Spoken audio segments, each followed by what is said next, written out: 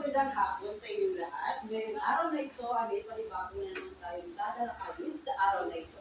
So, inaaniyan ko ang lahat na umupo na maayos at makinig na mabuti para sa panibagong aralin natin sa araw na ito. Bago natin umpisahan ang pag-aaralan natin sa ngayon, ay dahil mo munang malaman kung ano yung pinag-aaralan natin kamakailan dyan. Sino ang makakasagot? Yes, Venus? Tungkol po ito sa kolonyalismo at imperialismo.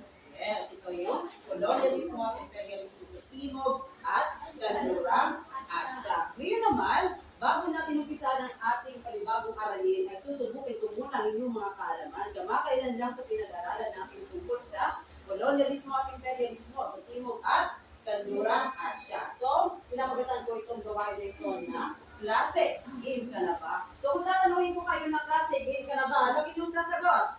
Game na! Okay. So, mechanics lamang na laro ito ay may papakita ko sa inyo mga katanungan. So, may isang sasagot sa katanungan na ito. Kung tama ang kanyang sagot, magiging verde ang pinalalabasan ito. Kung mali naman, tutunog ito na Yes nyo? Yes. Okay, tandaan nyo ha? At magiging pula ito. So, klase, game ka na ba? Game na! Okay. Una, tinatawag ko itong Genie in a Bottle. So, kukuha lang ako dito ng isang sasagot ng mga klase. Okay. Ang sasagot sa unang katanungan ay si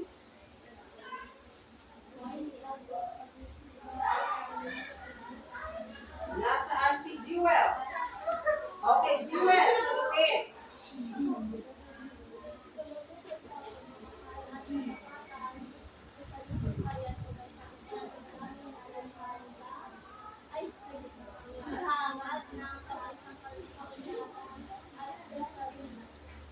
So, ang mga choices natin ay nationalismo, imperialismo, colonialismo, at mercantilismo.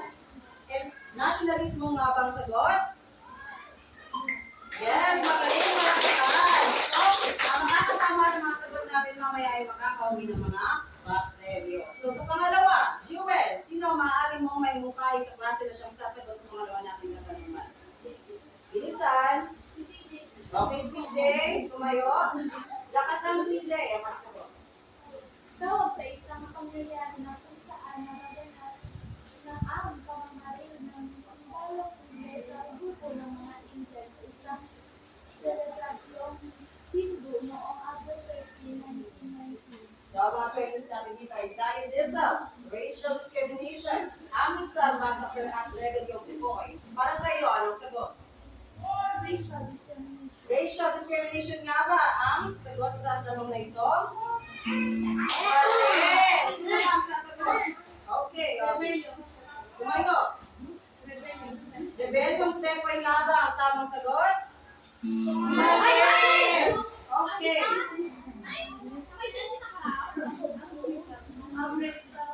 Amritsar massacre nga ba ang sagot? Tama! Palakpakan! Okay, magbigay ka ng iyong klase na sasagot sa katanungan. Okay, Arian, tumayo. So, para sa iyong katanungan,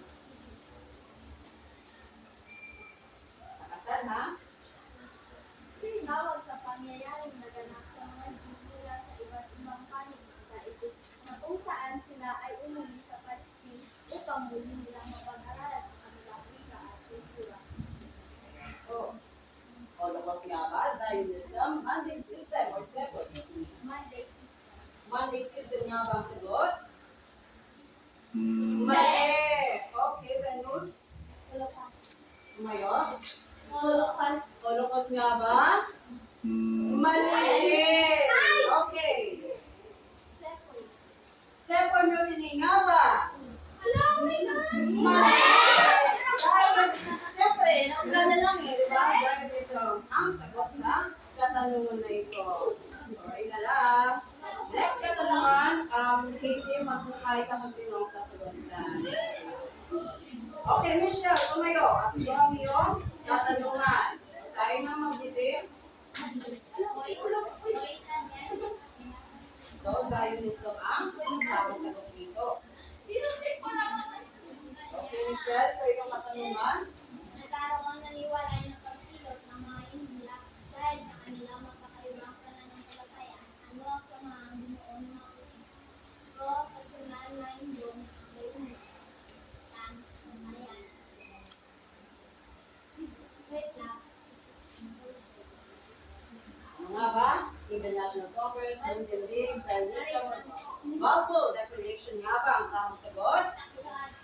Mali! Sino pa? Okay. Indian National Congress. Indian National Congress nga ba ang tamang sagot? Yes, mali! Indian National Congress. So, sino nga ulit ang iyong imumukain? Marco! Tumayo, Marco. Ay, naku!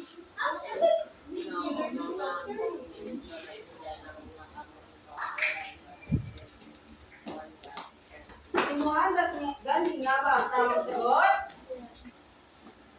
Mali! Sino pa? Okay, Denise.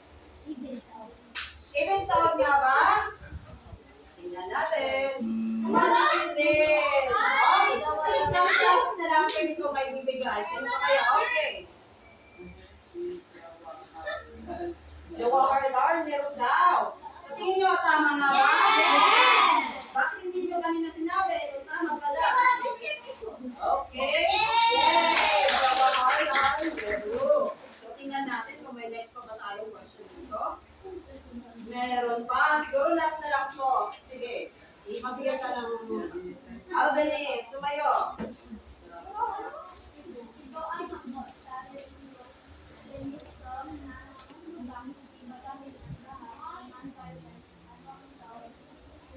Ano kaya tawag dito? Ito ba'y ahimsa, satyagmara, racial discrimination, o sati?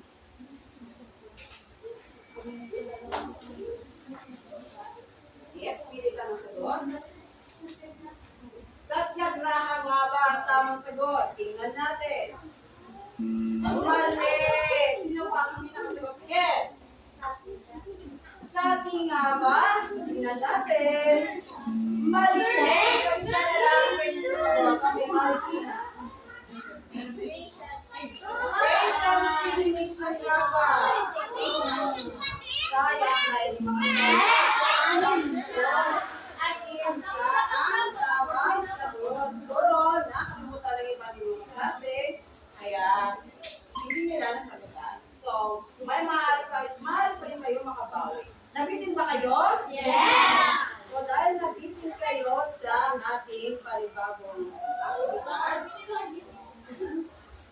ay may isa ulit tayong gagawin. So, bago natin simulan ng ating panibagong aralin, ay may dapat ditong gawain. So, ito yung magbibigay sa atin ng ideya kung ano nga bang tatalakayin natin sa araw na ito. So, ang tawag ko sa gawain na ito ay ayos salita. Na kung saan isa sa ayos sa mga nakagulong, pipit upang mabuo ang tamang salita. So, number 1, sino makakapunta? Ilagay nito ang kasagutan sa sino mga mali kanina? Tumayo ang mga mali kanina sa sagot. O, parang maglakas. Pasok, okay. Umupo muna. Bigyan natin yung pagkakataon. Okay. Bigyan natin yung pagkakataon ng hindi nakasagot kanina. Number 1, Dora. Number 3, Alexa. Okay, number 4, Number 5 na lang. Nakasagot ka kanina.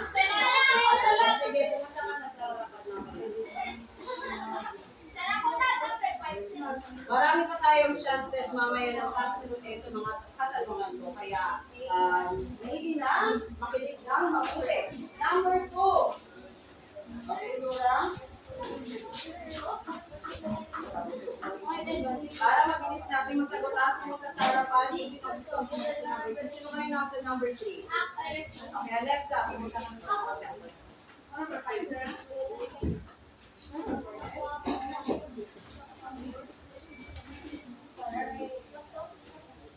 number 4, sir. Ako, sir. Sino ang sa number 4?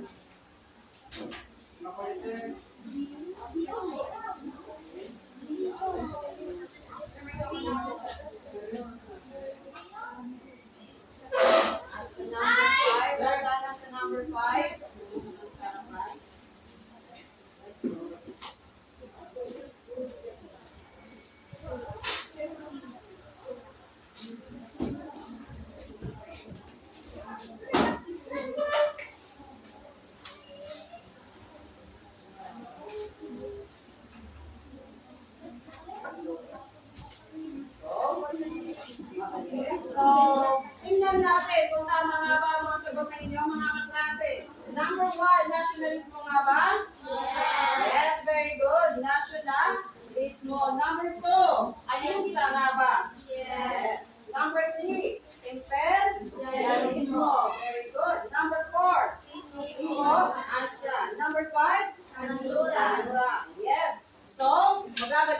mga kaklase dahil naisaayos nila ang mga nakagulong titik dito sa harapan. So, alam niyo na ba kung anong pag-aaralan natin sa araw na ito?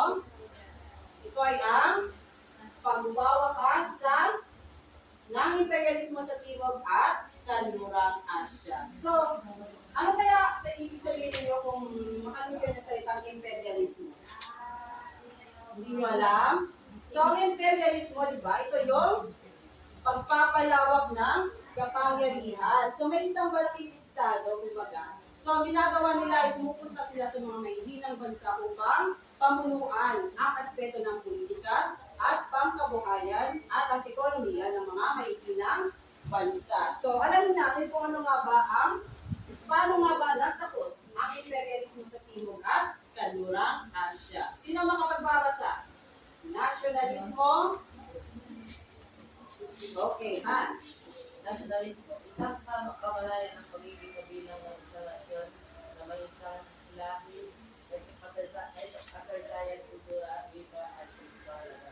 Ito ay pagmamahal at kagamanan sa sariling bayan ng bansa. Sa gagamay na nahahangad ang pambansang kanluran at Kanluran.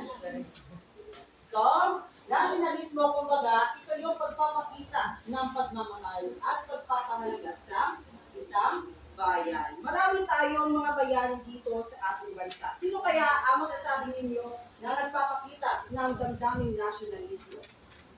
Yes, Jose Rizal. Sino pa? Andres Bonifacio. Sino pa?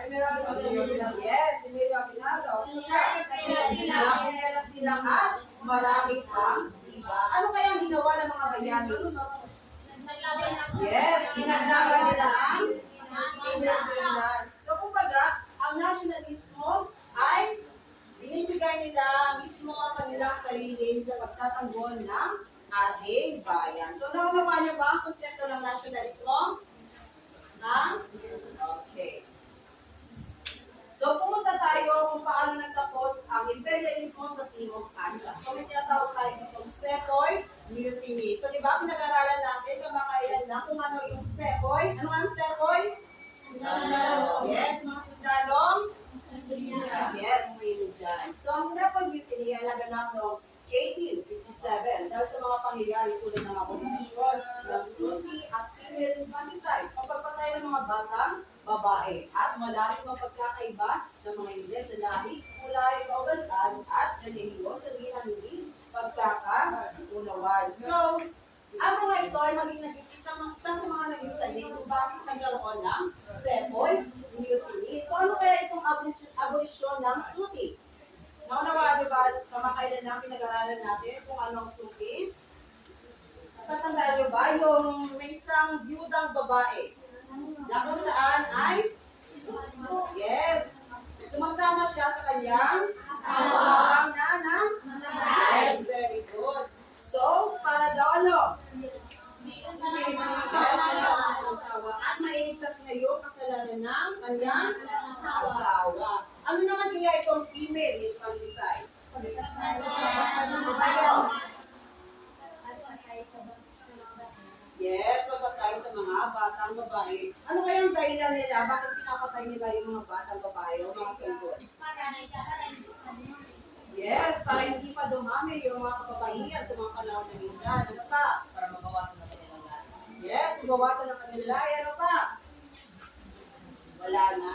So, isa pa sa mga naging rason kung bakit pinapatay ang mga batang babae, kasi ayaw ng mga Indian noon, mga panahon na yun, kasi ang mga babae, isa ito sa mga discrimination din na nagaganap sa panahon ng mga Indian, kung saan ang mga babae daw ay walang kwenta. Okay ba kayo dyan? Sa na tawagin ng mga babae? Hindi, di ba? Kasi mga panahon ngayon, ang mga babae ay tinatawag natin empowered woman. Kumbaga, malalakas at kaya lang lumaban sa makipagsabay sa mga lalakihan. So, malalim ang pagkakaiba ng mga Ingles sa lahi, kung wala ikaw galian, kaya nagawin dito ng racial discrimination. Kumbaga, may mababang pagtingin sa mga Indian ng mga Ingles. So, dito ay sa pamagitan also ng pagbibigay ng maliliit na mga sweldo sa mga Indian, isa yan sa mga halimbawa ng racial discrimination dahil hindi nila nabibigyan ng yung halimbawa ng Second Union na kung saan pinatay ang mga sundalong Sepoy mga panahon na ito. Puntahan naman natin ang Amritsar Massacre. Sino mga pagbabasa? Sino magbabasa? Okay, Michelle. Mahalagang pangyayari na nagpatindi sa alitan ng mga sundalo sa Ilan. Ang pamamaril ng mga sundalo hindi sa grupo ng mga Ilan sa isang Hindu noong Abril 13, na kung saan ang namatay at ang pagbibombay. So, imagine guys, sa isang kasiyahan, maraming mga tao na nagdalo sa isang kasiyahan na ito at sa isang isla lang ay namatay dahil binomba sila ng mga Amerikano o mga Ingles. So, sa kalagitnaan ng kasiyahan, nauwi ito sa madugong enkwentro sa pagitan ng Ingles at Indian. So, noong mga panahon na ito ay sinatabi muna ng mga Hindu at mga Muslim ang kanilang kanilang pag-aaway-away nung mangyari itong Second Union. Kumbaga ito yung naging dahilan kung magka-isa sila. So dito, nagsimula na magsigawa ng mga organisasyon, programa, ang mga Hindu. So ano itong Indian National Congress? Basahin lahat. Nagkaroon ng hiwalay na pagkilos ang mga Indian dahil sa kanilang pagkakaibang pananampalataya. Ito ay sa pamumuno ng Ingles na si Alan Octavian noong 1884 hanggang 1885.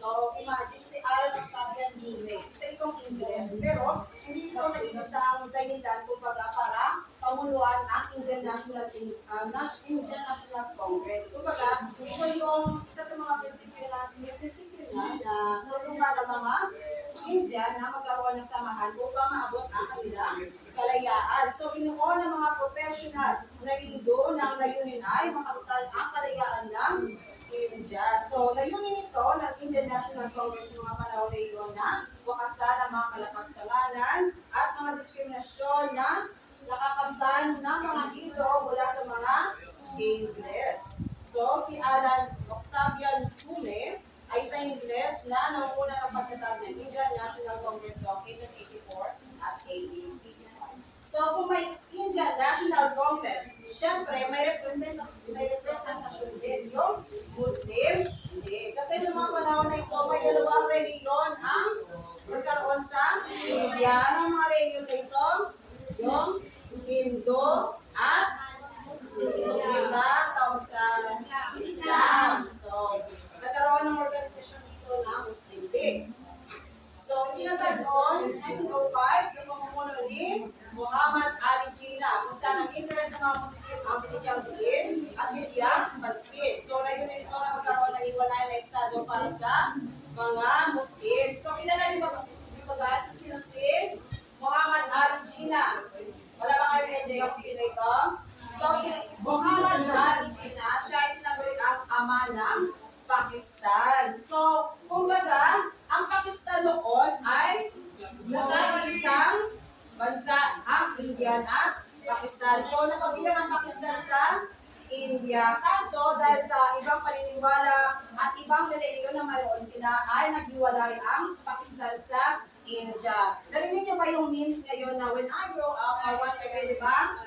So, dito pa lang, parang isa ito sa mga kumbaga isa ito sa mga mali kumbaga na ginagawa sa mga bata, sa mga henerasyon. Tinuturuan sila na magiganti mula sa mga Indian. Kasi ang mga Indian at Pakistan, hindi sila magkasundo. Kaya nagkaroon sila ng separasyon. So may Pakistan, may India. Pero noon sila ay iisa lamang. So, kilala niyo ba kung sino ang tao ito? Okay, basahin lahat. Isang Hindu na nakapag-aral sa isang universidad sa Inglaterra at nagtrabaho sa South Africa. Pinanlaban niya ang hinaing ng mga Indian. Ang pagkikipaka niya para sa kalayaan ng India ay sa pamamagitan ng mapayapang paraan o non-violent means na tinatawag na ahimsa, hindi paggamit ng dahas. Okay, kung may Jose Rizal dito sa Pilipinas, mayroong Mohandas Gandhi sa India. Ano kaya ang pagkakatulad ni Jose Rizal? Base sa inyong pagbasa dito, ano kaya ang pagkakatulad nila? Ni Jose Rizal? Okay, Venus? Hindi siya gumamit ng dahas. Yes, very good, no? Kasi si Jose Rizal, ano ang mga ginamit ni Jose Rizal na mga kasangkapan para makipaglaban? Sulat, ano ka? Ano kaya? Ano kaya mga sinulat niya? So, gaya ni Jose Rizal, si Mohandas Gandhi ay nagsagawain ng mapayapang pamamaraan sa pagtatanggol sa bansang India. At tinawag na itong so, ano naman na napakahulugan ng ahimsa? Hindi paggamit ng dahas. So, ito yun. Ito ay nangangahulugang hindi paggamit ng dahas o non-violence. So, may iba't ibang paraan si Mohandas Gandhi na ginawa na kung saan pinaglaban niya yung mga karapatan ng mga Indian. Ano kaya yung ginawa ni Mohandas Gandhi? Ano mga mapayapang paraan na ginawa niya? Ano kaya yung nagawa siya? Yes, hunger strike. Ano kaya ito? Parang, alam niyo yan, di ba? Kasi, yes, very good, meditasyon. Ano pa? Ano kaya ang tawag sa hindi pagsunod sa mga batas, mga polisiya? Civil? Civil? Yes. Ano? Malapit na? Civil disobedience. So, may isa pa. Ano kaya ito? Yes, pagdadasal. So, may isa pa. Ano kaya ginawa ng mga Indian noong panahon na sila ay sinasakop ng mga Ingles? Kasi mga panahon na iyon, ang mga Ingles lamang may karapatan na makapagbenta ng kanilang produkto. So, ano ginawa ng mga Hindu sa mga produkto ng mga Ingles? Para malapit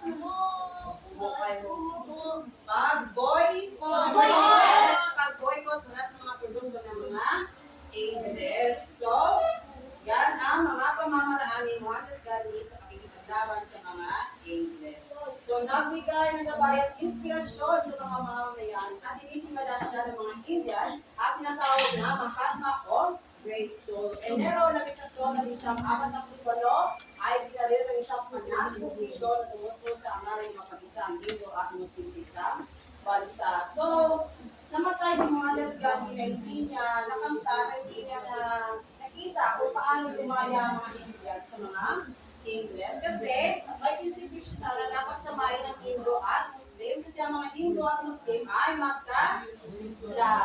So, kaya gusto niya na pag-isain sa isang bansa. See, ang mga Hindu at Muslim. Kaso, hindi natuloy ang balak ni Mohandas Gandhi dahil siya ay pinagigit.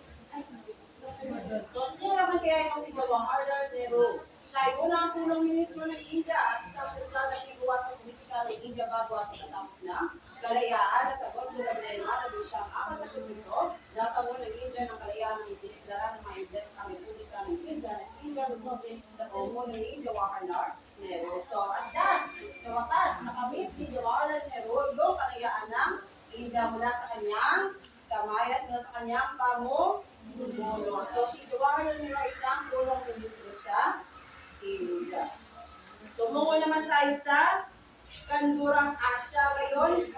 Tingnan natin kung ano nga ba ang nangyari, kung paano nagsimula, kung ano nga ba yung patakbo ng nasyonalismo sa Kandurang Asya. So bago dumating ang ika-20 siglo, ang nasyonalismo sa Kandurang Asya ay pinasimula ng mga Arabo, Iranian at mga Turko, bago pa man ang unang digmaang pandaigdig. So naitatag ang pamahalaan ng Kuwait noong 1759. Ang Lebanon at Egypt ay mapayapang nakamtan ang kanilang kalayaan mula sa Imperium Ottoman noong 1770 at mula 1897, ang mga Armenian ay nagtangka magtatag ng isang malayang estado. Sa kabila ng katotohanan ng pinipigilan sila ng mga Turk na sumako sa kanila. So, na-mention dito guys ang Imperium Ottoman. So, ang Imperium Ottoman ay isang malaking estado ng mga panahon na iyon na balak na kontrolin ang mga mahihinang bansa. So dito, nagkaroon na ng nationalismo na kung saan ito ng mga Arabo, Iranian at mga Turko. So ano naman kaya naging kalagayan ng nationalismo sa pagdating na ika-20 na siklo? Basahin lahat. Nagtagumpay ang Lebanon na makahiwalay sa Syria at tuluyan naging isang republika noong 1926. Subalit nanatili ito sa mandato ng France. Noong 1932, ang Iraq na dating hawak ng England bilang isang protektorado ay naging isang monarkiya. Nagkaisa ang mga Arabo at bumuo ng sariling pamahalaan na nagbigay daan sa paglaya ng mga dating kolonya ng mga Europeo sa rehiyon. So, sistemang mandato. Ibig sabihin ng sistemang mandato, noong mga panahon na sinakop tayo ng mga kanluranin, lalo-lalo ng Timog at Kanlurang Asya, ay napasakamay ng mga kanluranin ng mga Timog at Kanlurang Asya dahil sila ay natalo sa labanan nila. Kung kaya, meron tayo tinatawag na sistemang mandato na kung saan ang mga bansa na natalo ng mga panahon na ito ay mapapaloob muna sa mga kanluraning bansa. So, palalalain lang sila kapag handa na sila tumayo sa sarili ng mga paa. At kaya na nila mabuhay mismo sa kanilang sariling paa. So, last, ano kaya itong Zionism? Basahin lahat. Tumutukoy sa pag-uwi sa lupain ng Palestina ng mga Diyos mula sa iba't ibang panig ng daigdig. Mulayin na ang pinag-aaralan ng kanilang wika at buhay ang kultura upang subukan haligtan ng mga impluensya ng kolonyalismo na natutunan nila noong sila ay nasa iba't ibang panig ng Europa. So, tinalaki natin ito kung makailan ng Palestine dito. Ano kaya ang tawag ng mga Jews sa Palestine? Ito ay tinatawag nilang lupaing.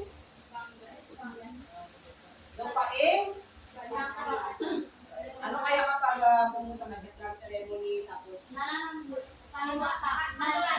lupaing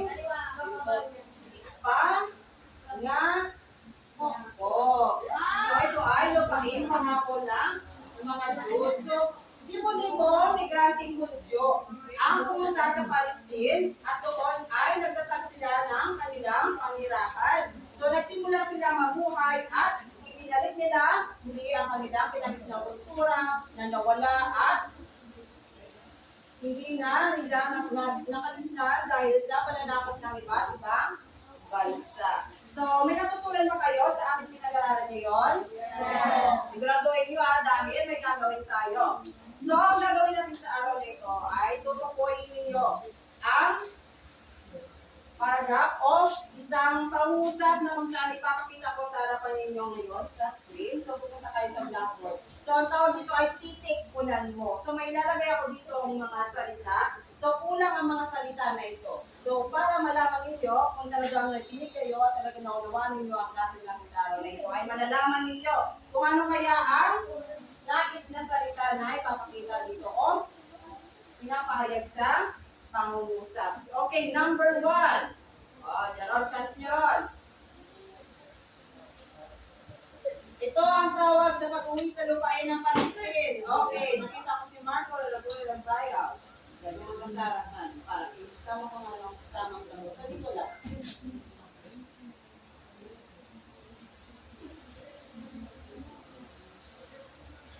Zionism nga ba? Yes. Palakpakan si Marco. Magaling. Kaya may tutunan si Marco. Number 2. Bilisan ninyo mga mata. Okay, nakita ko si number 2. Challenge ko lang mo para madali.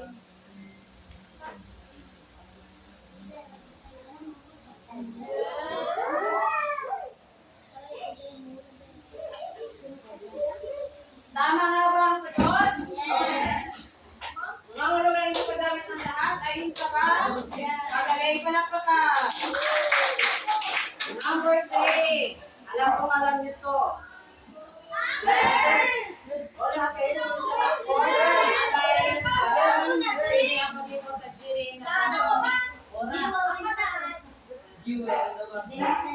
Sino yung nabasa? Isa na naman. Klase ninyo makakalabas sa bote. Nasaan si Ayesha? Ayesha number 3. So, natutulungan natin ang mga klase ninyo na makalabas mismo sa bote.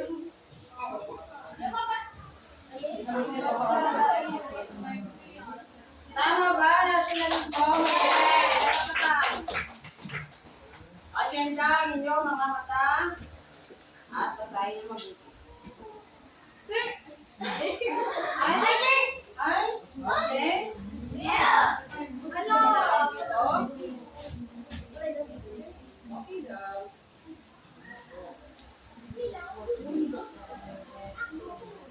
Tama ba ang spelling? Yes! Okay, palakpakan. At para sa panghuli. Ay? Okay. Ay, tapos ka na. Okay, Laura.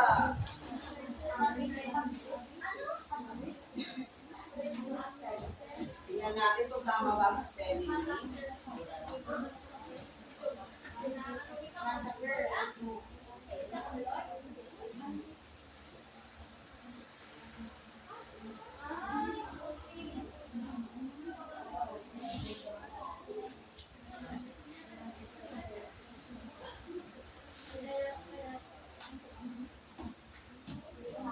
Okay, tama ba? Yes, palakpakan si Laura.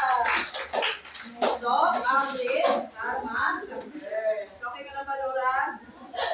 Okay, magagaling dahil may naunawaan kayo sa araw na ito. May mga katanungan ako dito may papakita sa inyo. So, sino kaya ang makakasagot nito? Kung ikaw ay magiging isang bayani, sa anong paraan mo may papakita ang pagtatanggol sa bayan? Sa dahas ba na katulad ni Jose Rizal? Sa dahas ba na katulad ni Andres Bonifacio? O walang dahas na katulad na pinakita ni Jose Rizal? Okay?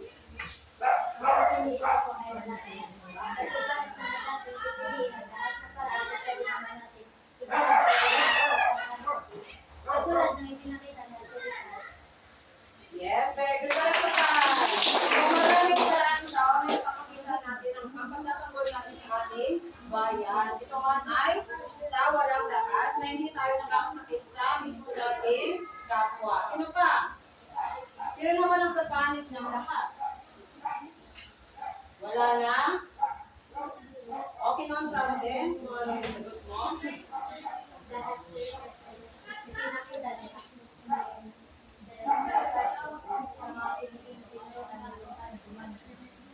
Yes, very good, no? Kahit na magkaiba ang sagot o kahit na kinontra ang sagot ni Denise sa sagot niya ang walang dahas, ay pinipilit pa rin niya na isa sa mga paraan na pag-ipagtanggol sa bayan ang pagkaroon ng dahas. Kasi kapwa din naman sila nagpapakita ng nasyonalismo at pagmamahal sa bayan. Ano bang klaseng paraan na ipapakita mo para sa pagmamahal sa ating bayan? Ito man sa dahas o walang dahas, patuloy pa rin ito nagpapakita ng nasyonalismo. So last na tanong. Bilang isang estudyante sa mamamayan ng bansa, sa anong paraan mo may papakita ang pagiging nasyonalismo? Maraming paraan, paano natin may papakita ang pagiging nasyonalismo natin hanggang sa ngayon, di ba? So, napakasimple lamang ng tanong na ito at maaari kayo may ibigay na rin bawat dito. Okay, Audrey? Maipapakita mo Okay, bigyan natin ng chance ng iba dahil hindi pa naunawaan, hindi pa na-process yung orient tanong. Okay, si Denise. Maipapakita mo ito sa pamamagitan ng pagtangkilik natin sa Yes, pagtangkilik na mga produktong atin. Ano pa? Very good. Sino pa? Maraming paraan na ipapakita natin ang magandang nating nasyonalismo. Ano nga ba ang pinapakita dito sa mga litrato sa monitor? Okay, Ken. May gusto mo, Ken? Okay. Okay, Audrey. Babawas si Audrey. Okay, Audrey. Tumayo. Ha? Yes, pagtutuloy, tulungan. Isa ito sa damdaming nationalismo na ipapakita natin. At pagtulong natin sa kapwa ay parang pagtulong na rin na may angat ang buhay ng ating kapwa Pilipino. So, ito ay napapakita ng damdaming nationalismo. Meron pa ba? O, tumayo. Gustong sumagot? Okay. Yes, very good. Bilang isang mamamayang Pilipino, ito ang kailangan dapat natin ay sumunod sa mga batas, polisiya na pinalagan ng pamahalaan o gobyerno. So may mga sagot pa ba? O pagmamahalaan sa bayan, ito ay nationalismo na. Wala na? Okay, Michelle? Okay, tumayo. Yes. Yes, pagpili ng tamang leader. Dapat piliin natin ang leader na siyang magiging makakatulong para mapaunlad ang ating bansa. So, para sa inyong takdang aralin ay gumawa ng slogan na naglalarawan ng pangkita ng pagmamahalan ng papalaga sa sariling bayan. So, gawin ito sa isang buong pamayaran. Naunawaan niyo ba?